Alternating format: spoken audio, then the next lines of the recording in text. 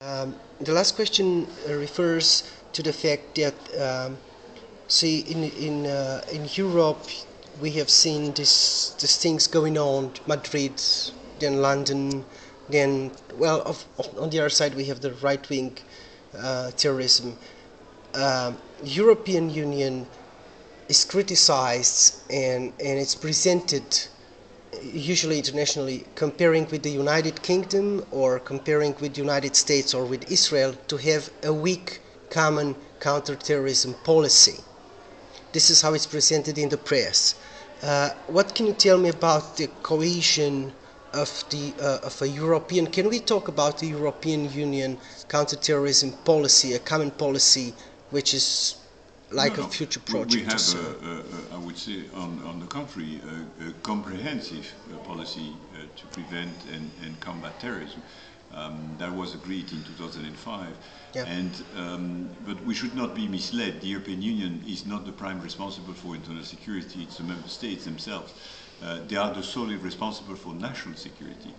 And therefore, we, the EU, act in a support capacity. We're not in the lead. The day-to-day security is provided by member states' security services, intelligence services, police, law enforcement, custom, gendarmerie, whatever, justice. And therefore, what we have to do is to try to listen to the needs of the member states and provide the best response when there is a need to act together. Just to take a few examples, data collection. It makes sense to have EU legislation, make sure that the 27 member states do collect the data we need the best way possible and share this data among themselves. We, of course, try to develop policies on the prevent side of the strategy. Yesterday, the Commission launched a radicalization awareness network, RAN. Cecilia Malmström set up this idea, launched the idea and set up the network to collect the best practices in Europe. That's another example. We have a common definition of terrorism. So we have this comprehensive strategy which is based on 4 pillars: prevent, protect, pursue, and respond. And we are pretty active on the external front to address the problem, to help third states to address the problem in a more effective way.